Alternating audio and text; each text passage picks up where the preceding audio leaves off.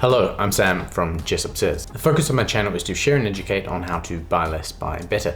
It's not necessarily about buying less things, it's about buying something that fits its purpose perfectly and serves you for as long as possible. I know it was only last video that I was talking about how much I wanted to own their new knit from Informale, and well, as I said, I'm currently living out of a tiny carry-on suitcase, and well, it's been genuinely cold where I've been living, especially when you really haven't packed the right kinds of clothing for a really cold kind of climate. So last weekend I made the fairly long drive from my current location into Melbourne City. I saw Steve and got myself the knit so that I could keep myself a bit warmer throughout my weeks. So let's get into it. My brand new KN01 from Informale. Starting off with the details, the style is the KN01. It features a high cut crew neck, saddle shoulder design, and a cropped body length. The color that I got is called biscuit or biscuit, as we know that I like to call it. The material is 100% Australian wool, which is woven in Italy by Zegna Baruffa. The jersey itself weighs an average of 500 grams. The origin is made in Australia, and I got myself a size medium. The price, 450 Australian dollars, which is around about 300 US dollars. I thought that adding some direct competitors that you may want to consider might be helpful in the decision-making process, so let's talk about who you might want to consider in the same kind of category. There are lots and lots of knitwear makers depending on what you're after. I'm trying to focus on classic or sartorial styled garments that are made in somewhere like Australia, New Zealand, Scotland, England, the traditional homes of wool and wool production in my mind. So the competitors that I like are, first up, John Smedley. They make their products in the UK, and the one that's most similar is called the Upson, which is a bit of a mix of merino and recycled cashmere. I don't know the material composition exactly or much information about the garment itself, but we know that it's above 25 gauge, which they would classify as a medium knit. This one will set you back 790 Australian dollars, which is around about 515 US dollars. Colhays are made in Scotland, and once again, there isn't an exact match to the sort of medium thick weight knit that I have here by Informale. The most similar looking thing is actually 300 grams, so almost half of the KN01. They do have a cable knit, which is 580 grams, so a bit heavier than this, and that one is once again a mix of cashmere and merino, and it is 4-ply and 5 gauge. This one will set you back 291 pounds after VAT refund, which is 570 Australian dollars and 370 USD. Finally, we have Rubato with the standard crew neck, once again made in Scotland, and this time it's made from lamb's wool. I don't know the exact weight here, but they call it mid-weight, and generally lamb's wool is around 300 to 400 grams, so it's kind of right in that sweet spot. This one will cost you 200 euros, which is 335 Australian dollars or 220 USD. So none of the options that I found had the exact same material composition as the superfine merino wool in the KN01, and the two which have the cashmere are quite a bit more expensive, though the value that Colhays offers always really surprised me. For me, the reason why I haven't purchased from Colhays yet is because I worry about their bits being more suited for skinnier, taller guys, as that seems to be who they have modeling and who I've seen wearing them, so I haven't yet made that purchase. The Rubato is lamb's wool, which is cheaper but not a worse material, and once again offers insane value, and if you're strapped for budget, this is the one to go for. All of them are honestly great options if you're looking for a quality knit, but let's get into the one that you came to watch the video about.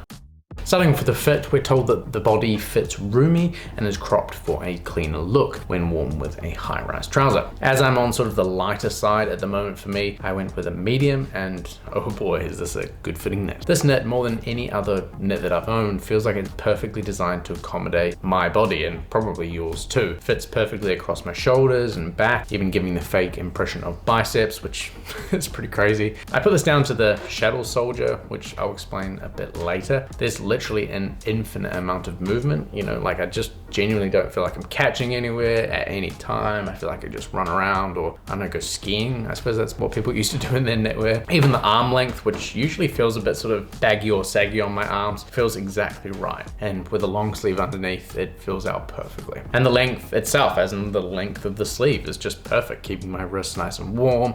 And there's a very much substantial 8cm cuff on the end of each wrist, which is really perfect and nice and really snug and definitely not floppy at all. well done on those. The body is cropped, as they say. I can tuck it into high-rise pants and it won't pull out if I reach up for something. It might just pull out, but it's not gonna pull out all the way. I probably won't actually tuck this in for the most part because the untucked length, or at least initially the untucked length, seems to be the perfect length for just sitting at my belt line, sitting at the perfect height for pretty much all the high-rise trousers that I have with me at the moment. Again, the attention to detail of getting these tiny lengths right is just amazing, and I can see them fitting a huge range of different bodies because of how it's designed. I'm actually tempted to see my wife in a super extra small one because I think, like, even on women, the way it's designed, the shape of it, the crop, I think it's just, yeah, anyway. It's also finished with a nice cuff at the base, this time a 7.5 centimeter one, keeping it nice and snug and comfortable around your waist. Pretty perfect all around.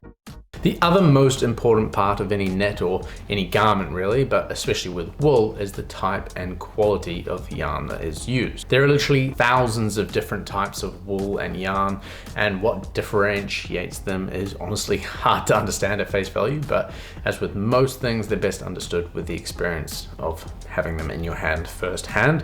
So I'll do my best to describe what I'm experiencing here and explain it with the detail that I've got from Steve about the wool itself. The wool being used is, of course, 100% Australian wool, woven in Italy by Zegna Baruffa, which is one of the best mills in the world. The thread is woven into the garment here in Melbourne, where they take those threads from Italy and combine them into the garment that we see here today. But let's get into some specifics, shall we? I'm told by Steve that they use a method called 3N, and 3N means that 3 individual yarns are being used simultaneously in the weaving process to create the fabric. This technique increases the density of the fabric by weaving multiple yarns together, contributing to the weight and texture and overall quality of the garment. It's also an 8-gauge weave, which means that it's woven on the heavier side. The term gauge in knitting refers to the thickness of the needle and the spacing between the needles on a knitting machine. An 8-gauge weave indicates that there are 8 stitches or loops per inch. Getting even more specific about the fabric itself, it is called a jersey weave pattern,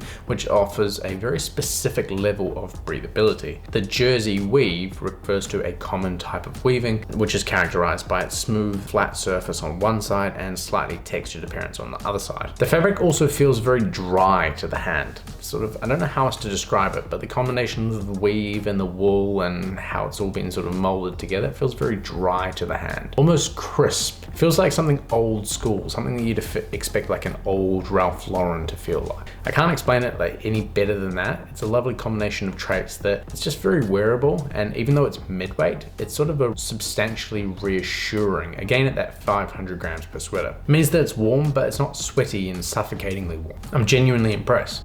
Finally, the construction of the garment is really classic and well designed to accommodate the body and the movement. The saddle shoulder, which I mentioned earlier, is known and valued in luxury knitwear for its seamless transition between the body and the sleeve, which enhances the garment's overall elegance. Not only is it super strong, it also fits really well because there's no seams anywhere where you want to be moving. This technique is also a very traditional and highly complicated method, and therefore more expensive to do at the same time. The net is also fully fashioned, manually linked, but hand finished. But what this means is, fully fashioned is a method of creating knitted garments, typically using flat knitting machines, where each individual component of the garment, such as the sleeve and the front and the back, is knitted to its final shape. This is in contrast to the more common method of knitting rectangular pieces and then just sewing them together. Manually linked or hand finished in this context means that after the components have all been knitted, they are skillfully joined or linked together using hand technique. The attention to detail, craftsmanship in both the knitting and linking stages of production are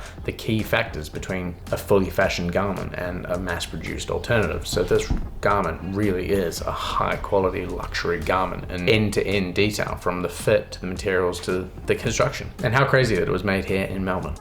As for how I wear it, that will have to come when I've worn it a bit more and had a bit more time to wear it, and also when I have a bit more variety in my wardrobe. That kind of might help, because how I've been wearing it, you can probably imagine. If you want to know how it's currently being worn, go and check out the last video, because I basically laid out everything that I currently have with me in that tiny little suitcase. So just imagine me wearing any of those outfits with this on top. So there it is, my brand new KN01 from Informale. Like I said in the last video, I was truly excited about seeing what a brand like Informale would do with their approach to knitwear. And it's exactly what I hoped for. The fit is meticulous in its attention to how a body actually is and how a body actually moves. And also how you're likely to combine it with other items that are in that same sort of sartorial classic style. The fabric they've made is truly sensational and it feels old-fashioned but luxury. Like I said, it's like what I imagine the early 1990s Ralph Lauren is like.